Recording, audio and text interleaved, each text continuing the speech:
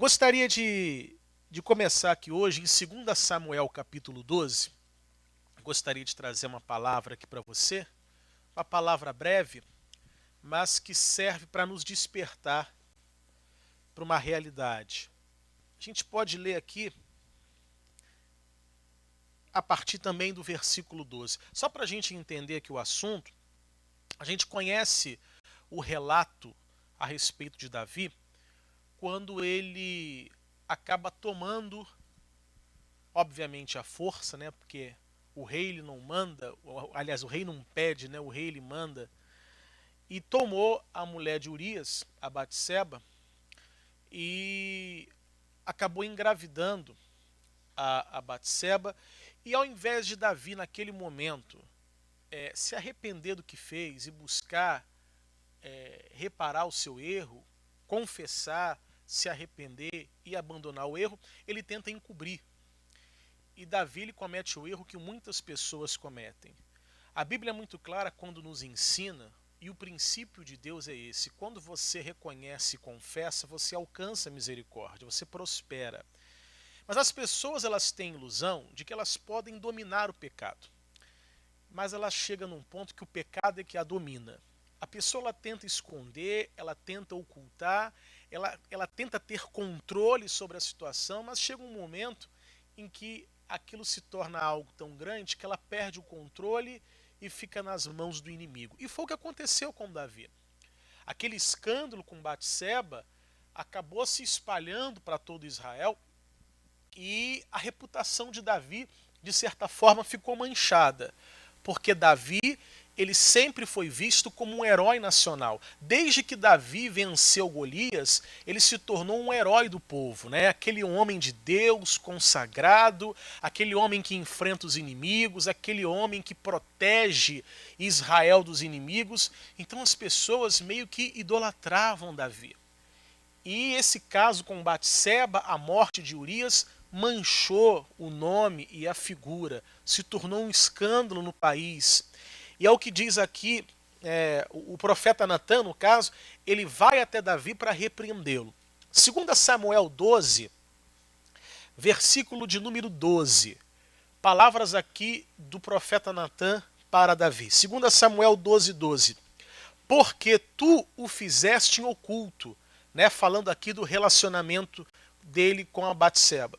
Porque tu o fizeste em oculto, mas eu farei esse negócio perante todo Israel e perante o sol.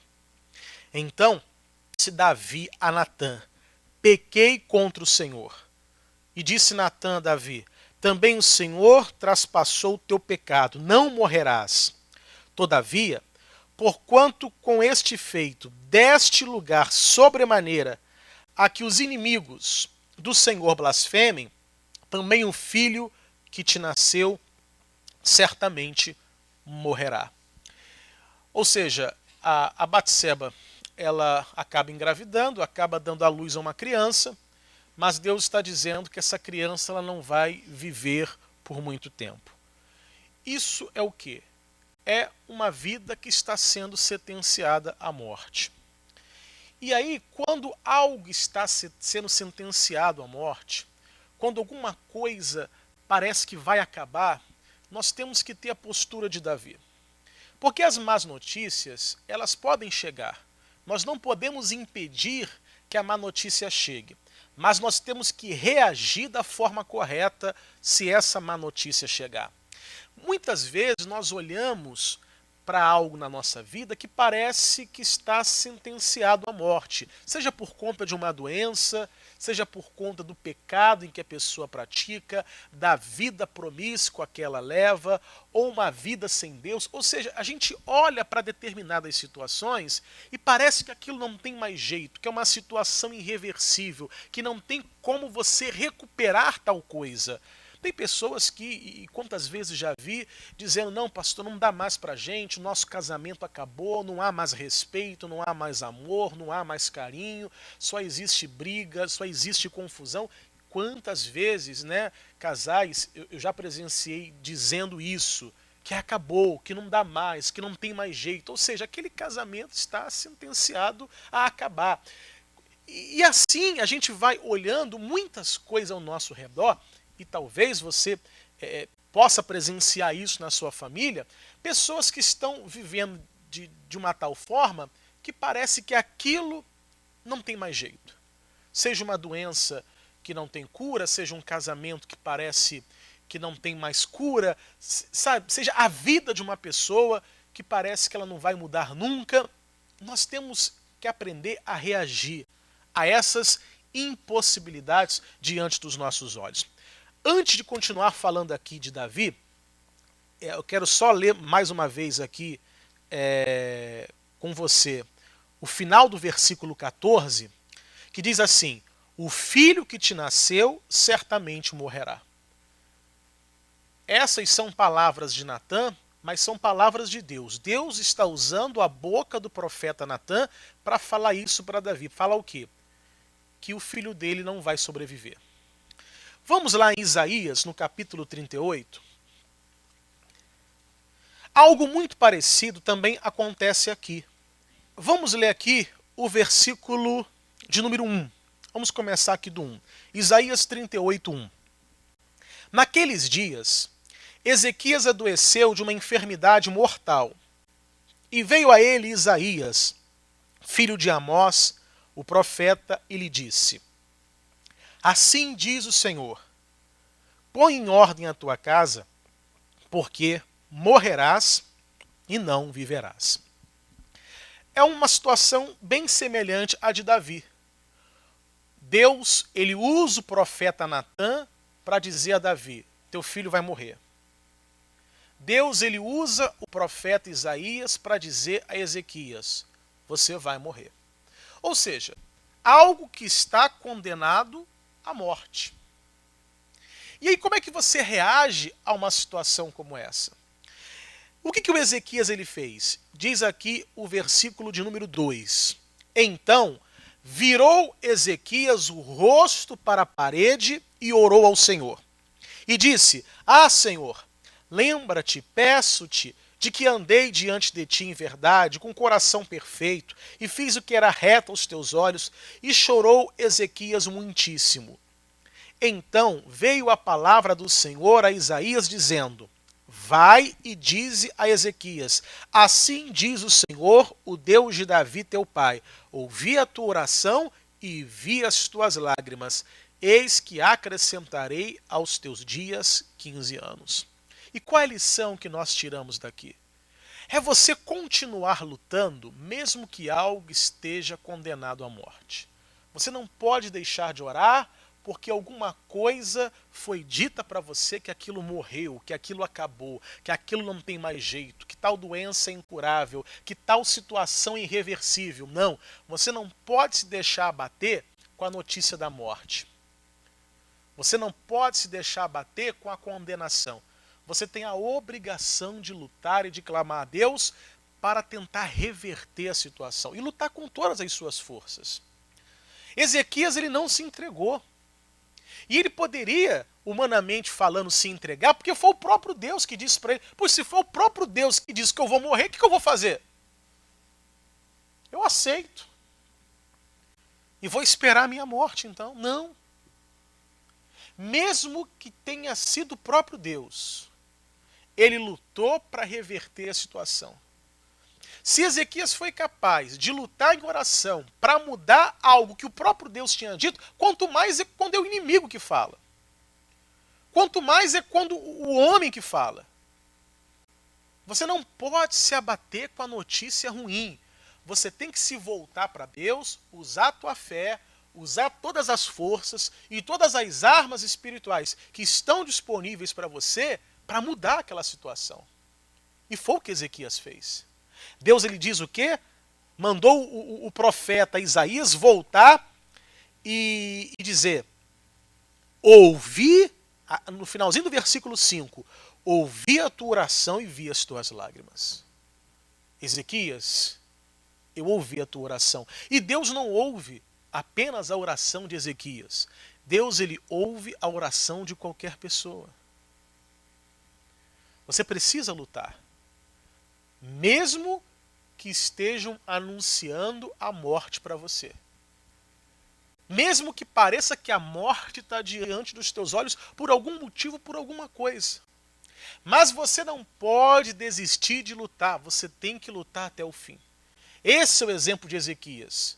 E esse também é o exemplo de Davi. Voltemos lá para 2 Samuel, no capítulo 12. Todos nós temos a obrigação de lutar e de fazer todo o possível por alguém enquanto há vida. Enquanto alguém está vivo, não importa o diagnóstico, você tem que lutar. Assim como Deus disse que Ezequias iria morrer, Deus também disse que o filho de Davi iria morrer. Então, 2 Samuel 12, qual foi a reação de Davi? Diz aqui o 16. 2 Samuel 12, versículo de número 16. E buscou Davi a Deus pela criança, e jejuou Davi, e entrou e passou a noite prostrado sobre a terra. O que Davi lhe foi fazer? Ele foi dar o seu melhor na oração.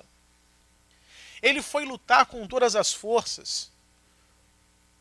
O que Davi tinha para fazer naquele momento? Orar.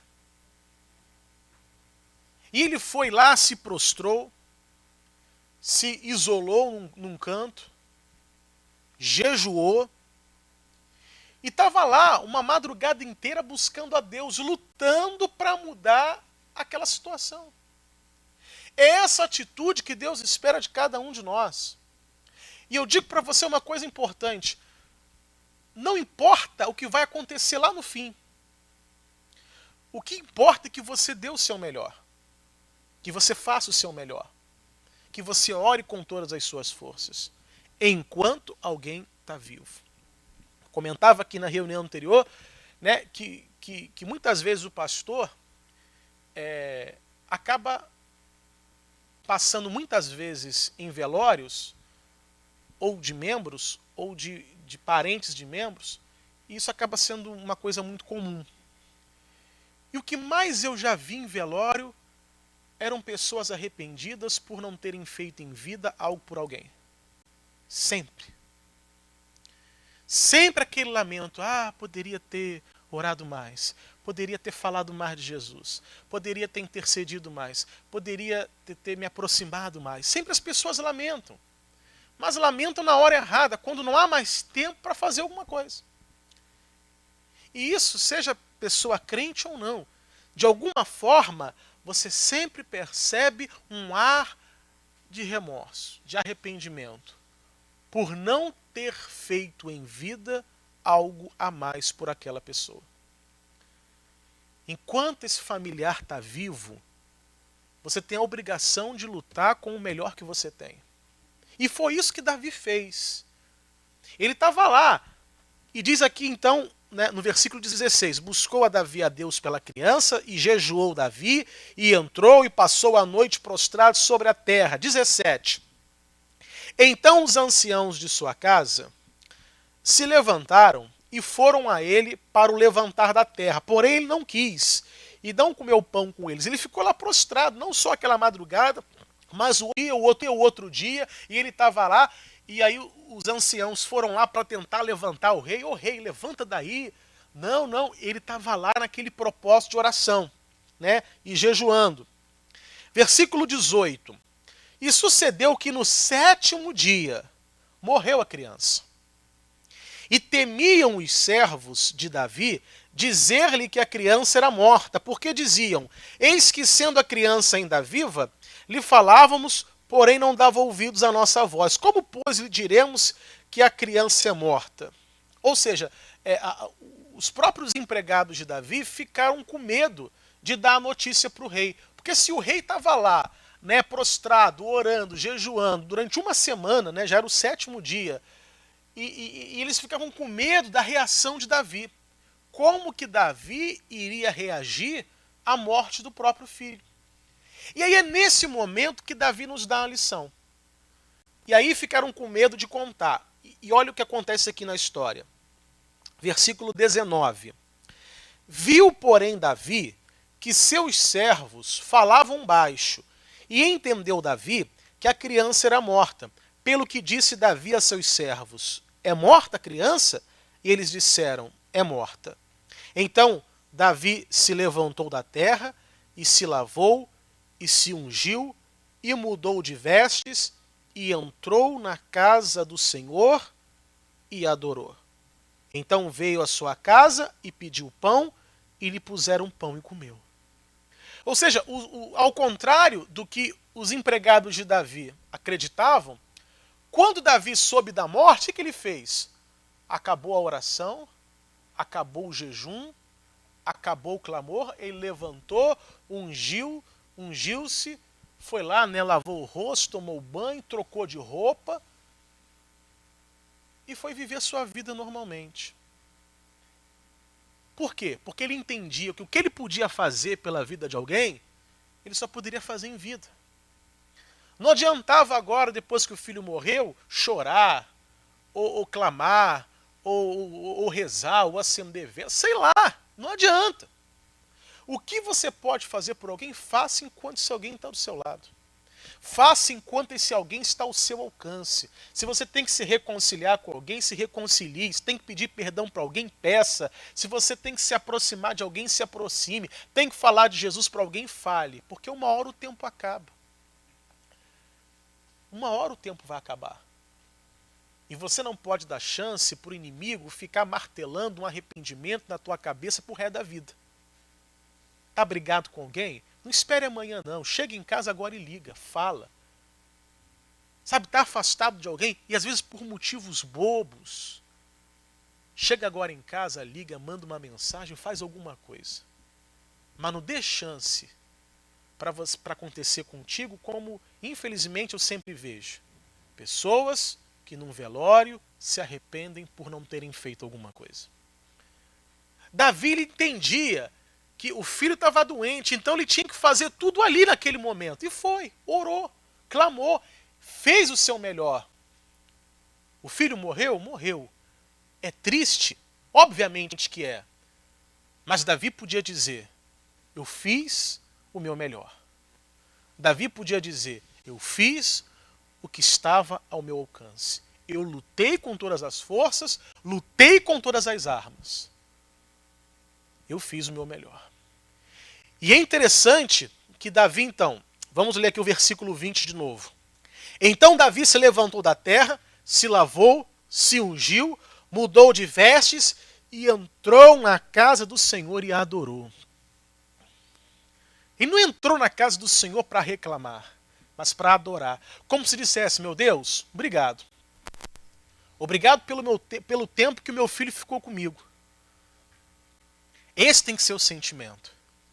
No dia que as pessoas partirem, e obviamente elas vão partir um dia, ninguém nesse mundo é eterno, mas que você possa dizer: meu Deus, obrigado pelo tempo que fulano ficou ao meu lado, obrigado pelo tempo que eu convivi com essa pessoa, obrigado pelo tempo que ela esteve aqui conosco. Essa tem que ser a oração, e não uma oração de arrependimento por não ter feito aquilo que deveria ter sido feito. Essa é a atitude. Então, eu trago para você aqui as duas situações. Ezequias clamou a Deus e reverteu a situação. Davi clamou a Deus e não conseguiu reverter a situação. Para mostrar que o que importa é que você lute. Se você conseguir reverter a situação como fez Ezequias, amém. Meu Deus, obrigado, consegui salvar essa pessoa, consegui trazer de volta para a igreja, consegui que ela se curasse, consegui que ela fosse restaurada. Meu Deus, obrigado. Obrigado, eu fiz a minha parte. Eu orei, eu clamei e o milagre aconteceu. Amém. Mas se acontecer como Davi, meu Deus, obrigado também. Eu também fiz o meu melhor, eu também fiz a minha parte, eu também orei, eu também clamei, eu também intercedi, mas infelizmente não consegui salvar. E infelizmente, muitos não irão se salvar. Essa é a verdade. Mas se a pessoa não se salvar, que não seja por falta de esforço nosso.